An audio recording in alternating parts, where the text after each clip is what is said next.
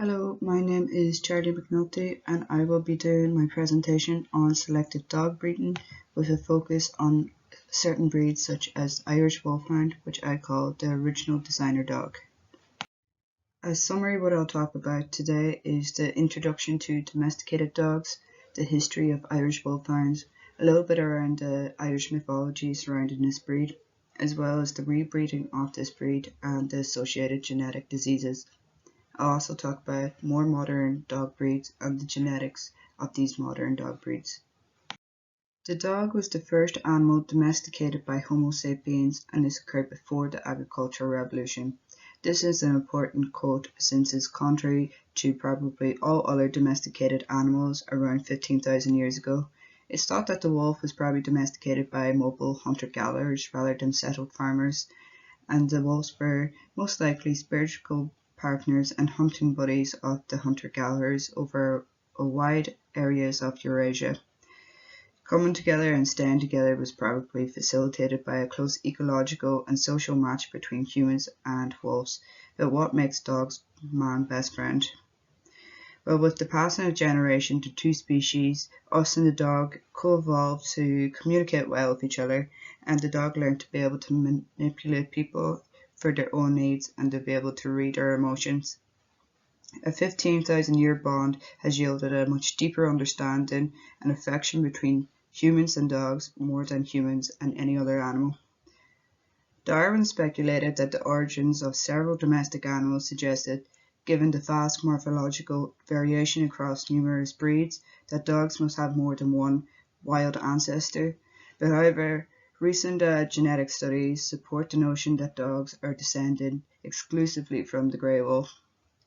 What was likely to happen is that some of the wolves that were more naturally social or less aggressive would venture closer to human settlements and rely on their scraps for food. Over time and through selection, those friendlier traits would have been passed on to their offspring, generating a breed of more social animals. So the Irish Wolfhound is an example of one of the oldest breeds of dogs, but also one of the largest breeds of dogs, as you can see in this picture, which is not an exaggeration. So historians determined that this breed existed as early as 273 BC, but it was probably much earlier than that. The Irish Wolfhound is nearly as old as the history of Ireland itself.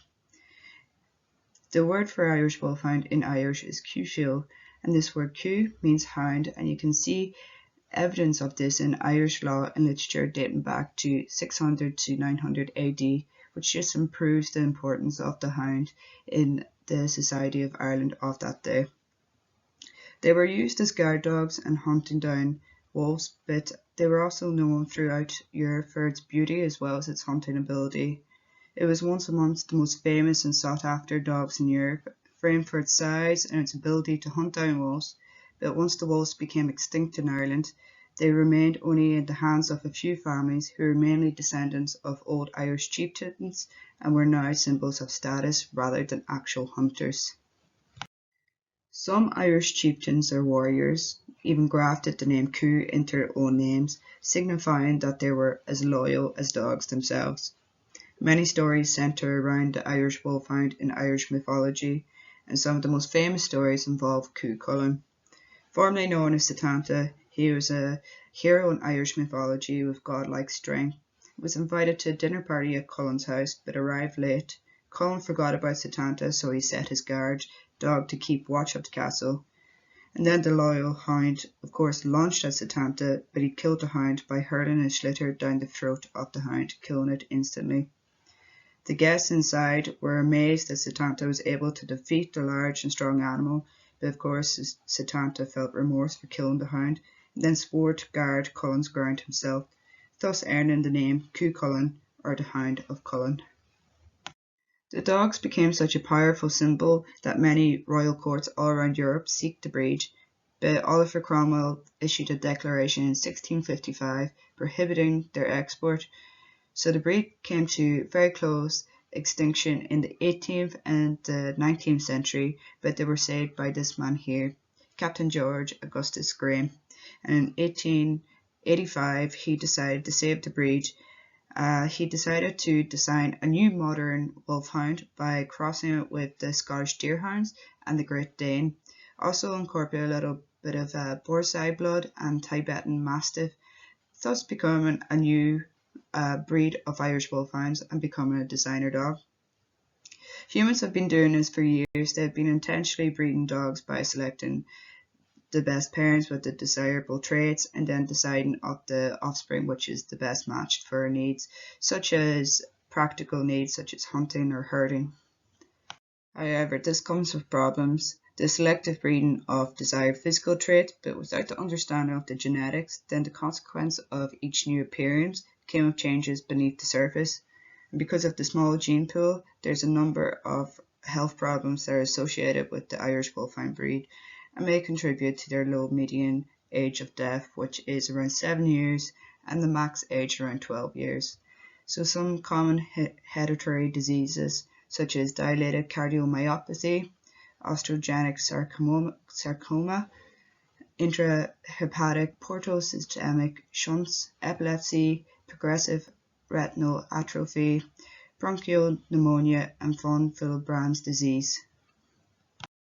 The domestic dog still occupies significant roles in today's society in various occupational roles that benefit the human welfare, engaging in work in such like the police work or guide dogs that help blind people to aid their everyday life, or even sheepdogs or sled dogs. But in today's society, the logic behind owning a dog has shifted from the functional intention to a fashion statement, and the need for guard dogs and hunters have declined. The reasoning for the selection of dog breeds have vastly shifted, especially with the influence of social media. Many of the same traits that make our dogs cute also make them dangerously unhealthy.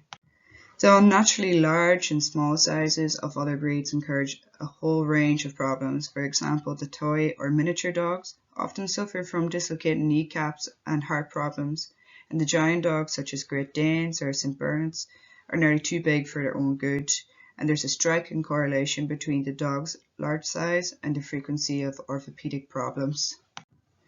Some dog breeds' heads are actually too large to give birth naturally, like the English Bulldog, or their faces are so flat that they're not able to breathe properly or exercise normally, like the English Bulldog, the Pug, or the Boston Terrier.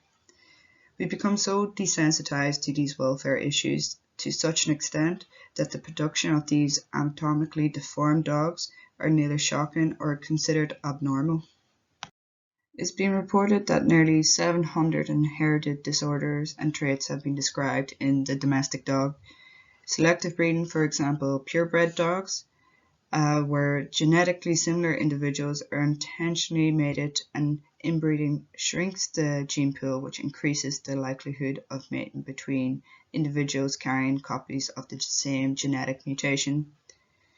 And since social media really greatly influences the dog breed popularity, it also increases the prevalence of genetic linked disorders, which is observed in specific breeds in a clinical setting.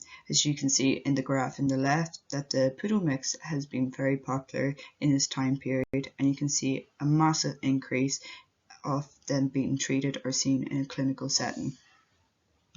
So the English Bulldog is a good example for this, and noted to have difficulties in even the most basic things such as walking, breathing, mating, and giving birth.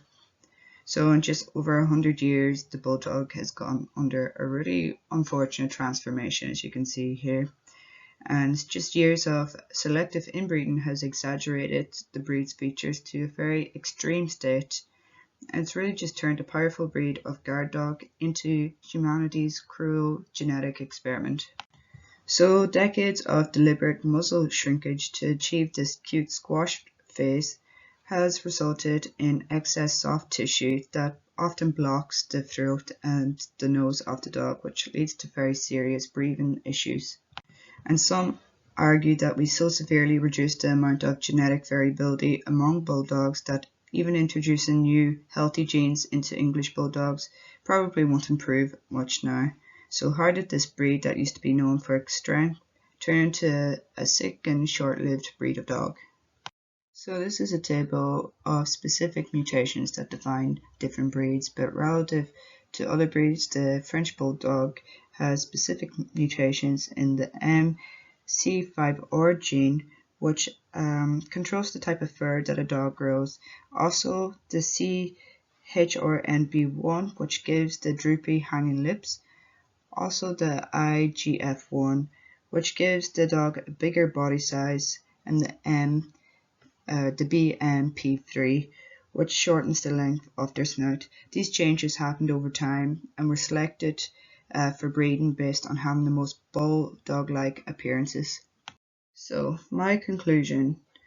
I do believe the human use of dogs to serve human interest is generally recognized as justified, but there does become an ethical problem when the negative side of dog breeding is just purely for human interest to obtain an emotional satisfaction or even financial gain. And this collides with the animal's primary interest just to be healthy and to live a life without suffering. So I think there's a real ethical duty on humans to have this at their forefront of their priority list when selective breeding dogs in order to save the species of dogs. So that's my presentation, and thank you for listening. And a list of the references that I used.